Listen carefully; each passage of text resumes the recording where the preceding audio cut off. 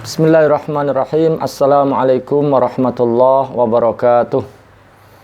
Alhamdulillahirabbil alamin wassalatu wassalamu ala asyrafil anbiya'i wal mursalin Muhammadin wa ala alihi wa sahbihi ajmain. Subhanaka la ilma lana illa ma 'allamtana innaka antal alimul hakim. Allahumma inna nas'aluka ilman nafi'a wa rizqan thayyiba wa amalan mutaqabbala. Allahumma inna na'udzubika min ilmin la yanfa' wa min qalbin la yakhsha' wa min nafsin la tashba' wa min da'watin la yustajabu laha. Rabbi shrah li sadri wa yassir li amri wahlul 'uqdatam min lisani yafqahu qawli. Amma ba'd. Jamaah sekalian rahimani wa rahimakumullah, kita akan lanjutkan kajian kita, yakni kajian kitab Riyadhus Shalihin, masih di bab pertama, dan pada kesempatan kali ini kita akan membahas hadis yang ke-11. Bismillahirrahmanirrahim. An Abil Abbas Abdillahi ibni Abbas ibni Abdul Muttalib radhiyallahu anhuma, dari Abul Abbas, yakni Abdullah bin Abbas bin Abdul Muttalib radhiyallahu anhuma, an Rasulillahi sallallahu alaihi wasallam, dari Rasulullah sallallahu alaihi wasallam, fi ma yarwi an rabbih tabaraka wa ta'ala, bahwasanya beliau meriwayatkan dari Rabbnya, dari Allah tabaraka wa ta'ala, ya. Tabaraka itu artinya takatsara khairuhu, ya, kebaikannya banyak, ya, dari kata barokah, ya, wa hiya kathratul khair, banyak kebaikannya, ya. Adapun ta'ala, yakni artinya tanazzaha amma la yaliku bihi mimma yaquluhul jahidun wal mubtilun, bahwa Allah itu adalah terbebas dari hal-hal yang tidak layak, yang biasa dikatakan oleh orang-orang yang ingkar, ya, orang-orang yang mubtilun, orang-orang kafir.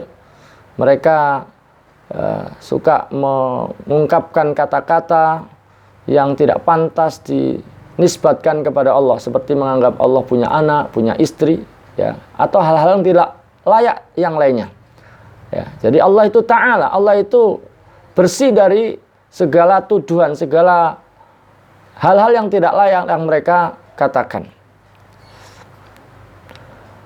Qala Rasulullah sallallahu alaihi wasallam berkata, innallaha katabal hasanati was sayyiat, sesungguhnya Allah mencatat al-hasanat, kebaikan-kebaikan, was sayyiat, dan keburukan-keburukan. Maksudnya mencatat di sini adalah bahwa Allah memerintahkan para malaikat untuk mencatat, ya. Tsumma bayyana dzalik, kemudian Allah menerangkan hal yang demikian itu kepada siapa? Kepada para malaikat, tentang bagaimana mereka mencatat, sehingga tidak perlu bertanya setiap kali mereka mau mencatat, ya. Faman hamma bihasanah, ya, barang siapa yang hamma bihasanah itu artinya aradaha wa tarajjaha fi'luha indahu, ya, jadi berkehendak atau punya keinginan terhadap kebaikan, ingin berbuat baik, dan kemungkinan besar bisa dilaksanakan, akan dilaksanakan, itu namanya hamma, ya.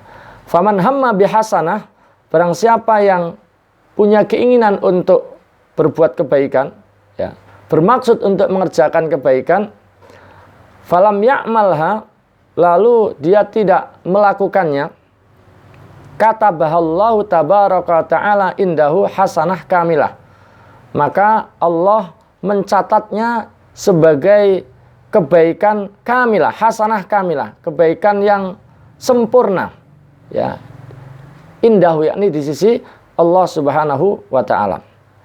Wa in hamma biha, dan jika ia bermaksud melakukan kebaikan, dia punya keinginan untuk berbuat baik, fa'amilaha, lalu ia melaksanakannya, ia mengerjakannya, katabahallahu asyra hasanat, maka Allah mencatatnya untuk orang tersebut asyra hasanat, 10 kebaikan. Jadi dilipatkan 10. Ila sab'i mi'ati dhi'fin ila at'afin katsirah. Ya, ila sab'i mi'ati dhi'fin, sampai 700 kali lipat. Ya. Ila at'afin katsirah, bahkan dilipatkan dengan berlipat-lipat, dengan lipatan yang banyak. Wa in hamma bisayyi'ah, jika dia bermaksud melakukan sayyi'ah, kejelekan, keburukan, ya, yakni punya keinginan untuk berbuat buruk, ya, falam ya'malha, lalu tidak jadi mengerjakan, dia tidak melakukannya, katabahallahu ta'ala indahu hasanah hasanatan kamilatan, maka Allah mencatatnya, ya, Allah Ta'ala mencatatnya, ya, sebagai satu hasanah kamilah, sebagai satu kebaikan yang sempurna di sisi Allah Subhanahu wa Ta'ala. Wa in hamma biha, dan jika ia bermaksud melakukan keburukan, fa'amilaha, lalu dia mengerjakannya, mengerjakan keburukan tersebut, katabahallahu sayyi'atan wahidah, maka Allah mencatatnya, mencatat untuk orang tersebut, ya, sebagai sayyi'atan wahidatan, sebagai satu keburukan, ya, dicatat untuk orang tersebut satu keburukan saja. Muttafaqun alaih, hadis diriwayatkan oleh Al-Imam Al-Bukhari wal Imam Muslim. Jamaah sekalian rahimani wa rahimakumullah, siapa Abdullah bin Abbas radhiyallahu anhuma? Ya. Abdullah bin Abbas adalah putra dari paman Rasulullah SAW, ya, Abbas bin Abdul Muttalib. Sehingga Abdullah bin Abbas adalah sepupu Rasulullah Shallallahu Alaihi Wasallam. Nah, Abdullah bin Abbas ini kunyahnya adalah Abul Abbas. Abul Abbas. Beliau dilahirkan 3 tahun sebelum peristiwa hijrah.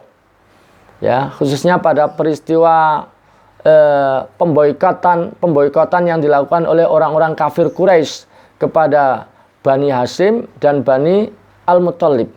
Ya, di mana pada saat itu mereka, orang-orang kafir Quraisy, mau membunuh Rasulullah SAW, dan kemudian Bani Hashim dan Bani Al-Muttalib sepakat untuk melindungi Nabi Muhammad SAW. Bukan hanya yang beriman, tapi juga yang kafir. Mereka sepakat, karena ini udah urusan keluarga, ya, keluarga besar. Nah, karena kemudian orang-orang kafir Quraisy menyadari bahwa kalau sudah mereka sepakat melindungi, artinya kalau ada yang nekat membunuh, maka ini akan memicu pertumpahan darah besar di Mekah, ya, bahkan bisa menghabiskan semuanya. Maka orang-orang kafir Quraisy, ya, dengan tujuan yang sama tapi memilih jalan yang berbeda, ya, yaitu dengan cara mereka bersepakat untuk memboikot Bani Al-Muttalib dan Bani Hashim yang melindungi Nabi Muhammad Shallallahu Alaihi Wasallam. Ya, kesepakatannya itu adalah, ya, tidak boleh menikah dengan Bani Hashim, Bani Al-Muttalib, tidak boleh jual beli, tidak boleh berteman, tidak boleh mengunjungi, tidak boleh masuk ke rumahnya, bahkan berbicara dengan mereka tidak boleh. Ya. Pasokan makanan, bahan-bahan pokok tidak boleh sampai kepada mereka.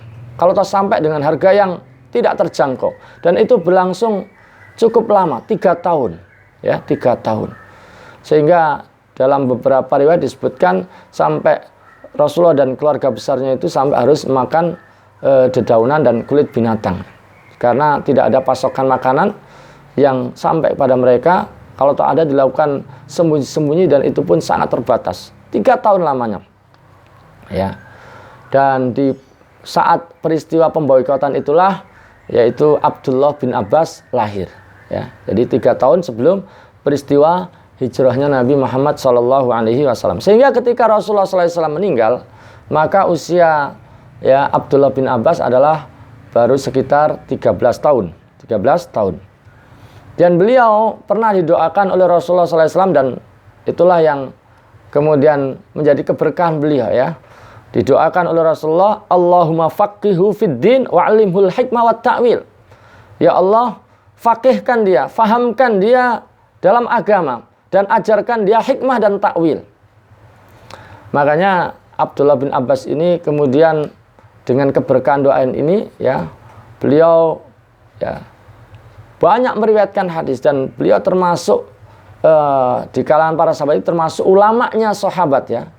Jadi di antara ulama-ulama sahabat salah satunya adalah Abdullah bin Abbas. Maka betapapun masih muda, masih junior, tapi beliau sangat dihormati oleh sahabat-sahabat senior yang lainnya seperti Umar bin Khattab ya juga Utsman bin Affan ya.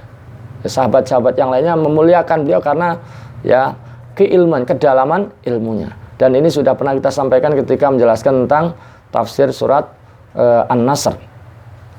Jamaah sekalian rahimani wa rahimakumullah, dalam satu riwayat Abdullah bin Abbas pernah mengatakan ra'aitu Jibril marratain. Saya pernah melihat Jibril dua kali. Saya pernah melihat Jibril dua kali. Dan menurut keterangan inilah yang kemudian menyebabkan di akhir usia beliau mengalami kebutaan ya. Jadi beliau pernah melihat Jibril dua kali. Kalau dari meriwayatkan hadis, beliau termasuk yang banyak seperti tadi dikatakan, termasuk ulamanya sahabat ya.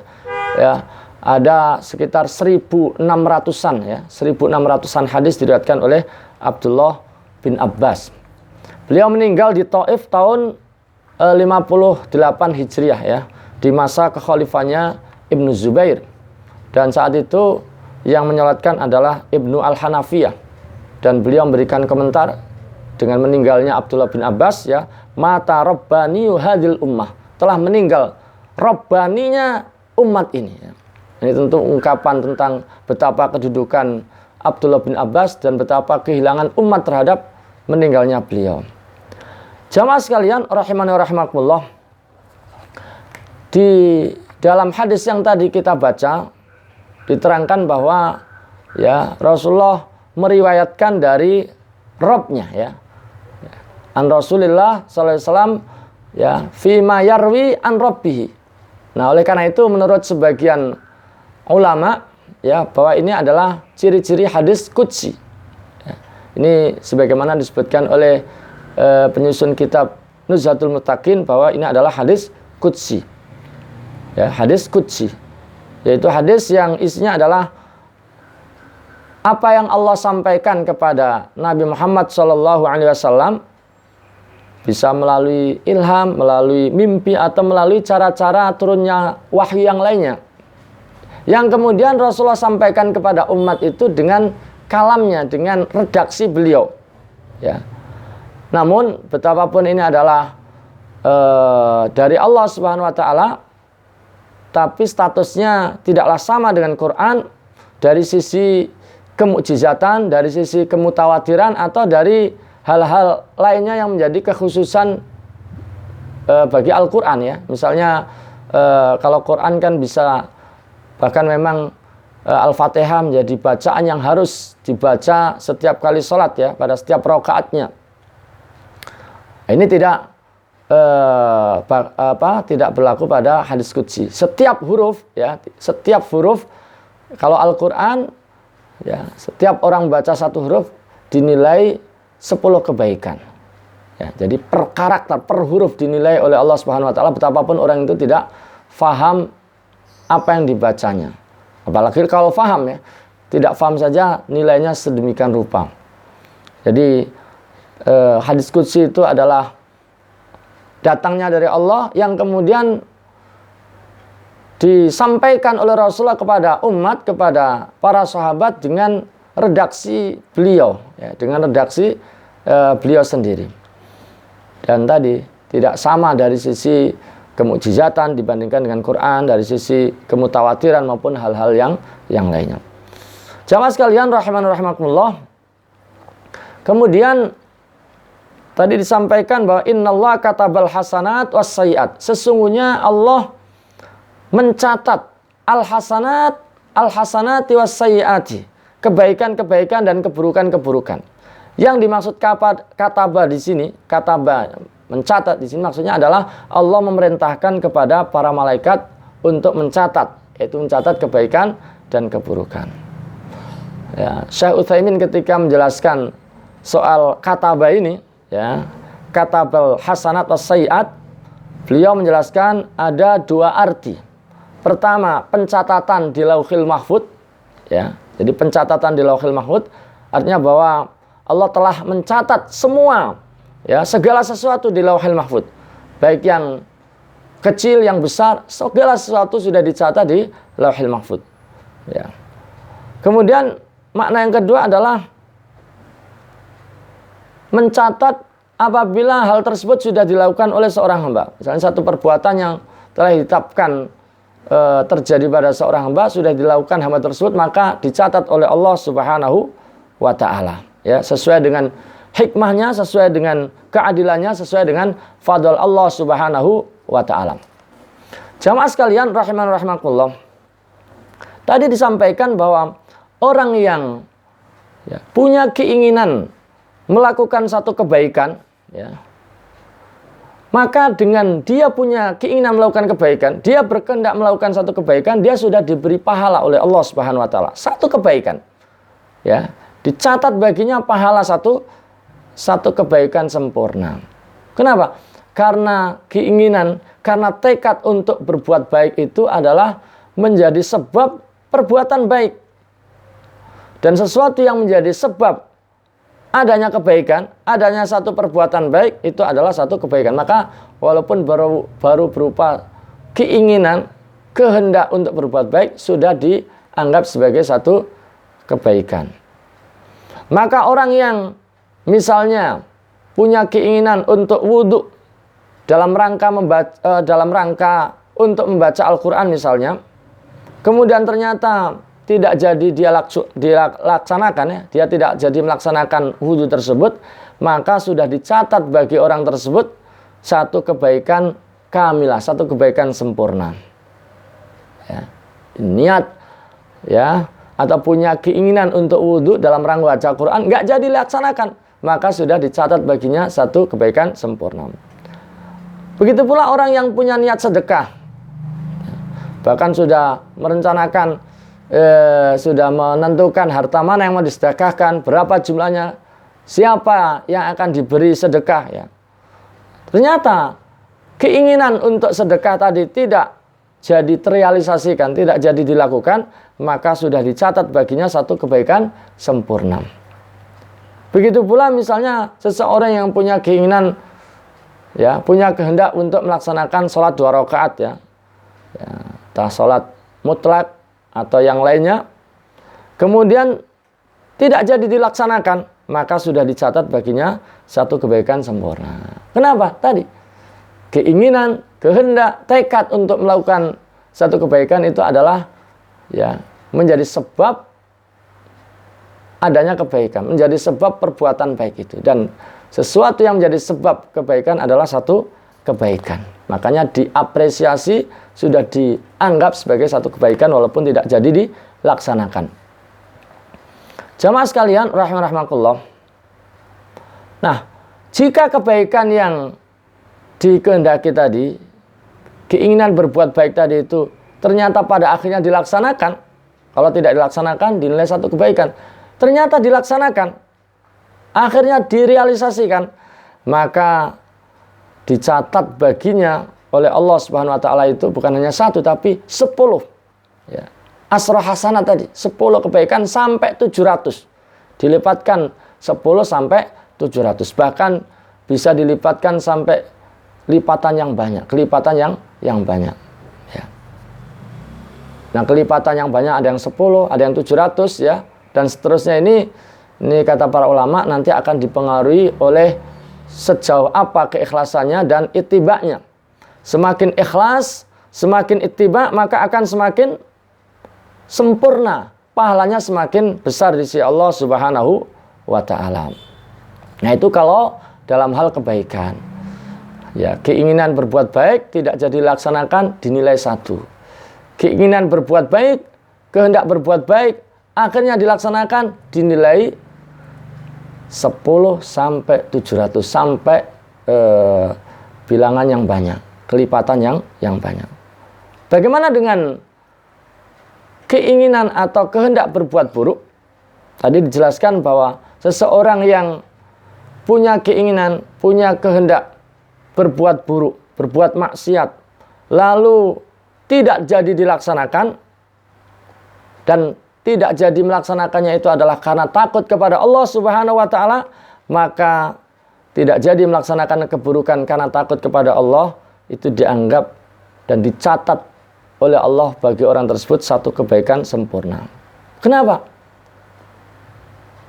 Kenapa? Karena tidak jadi melakukan keburukan, kemaksiatan, karena Allah itu adalah dianggap sebagai satu kebaikan. Maka tidak jadi melaksanakan keburukan itu adalah dicatat bagi orang tersebut satu kebaikan sempurna.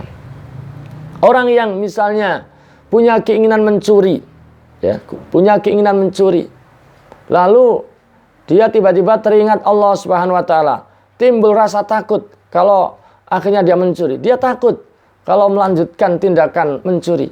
Akhirnya dia mengurungkan niatnya, tidak jadi mencuri. Maka tidak jadinya dia mencuri itu adalah dicatat sebagai kebaikan sempurna, hasanah kamilah.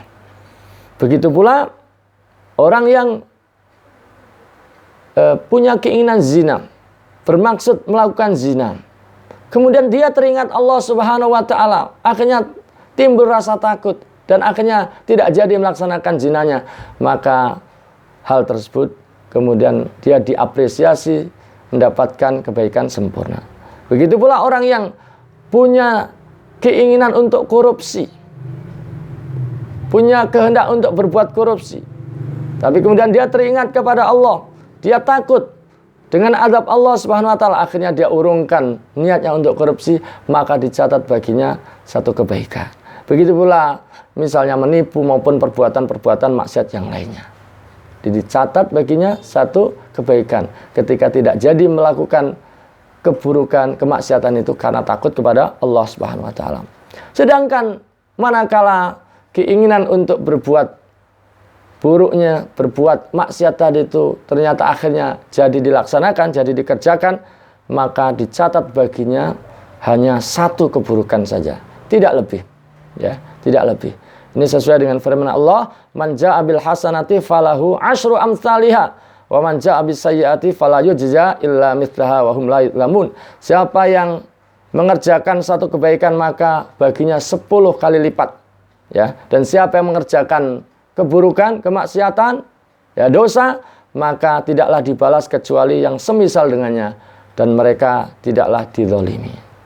Jamaah sekalian, rahimakumullah, mudah-mudahan penjelasan ini bermanfaat, dan insya Allah kita akan lanjutkan dalam kesempatan berikutnya.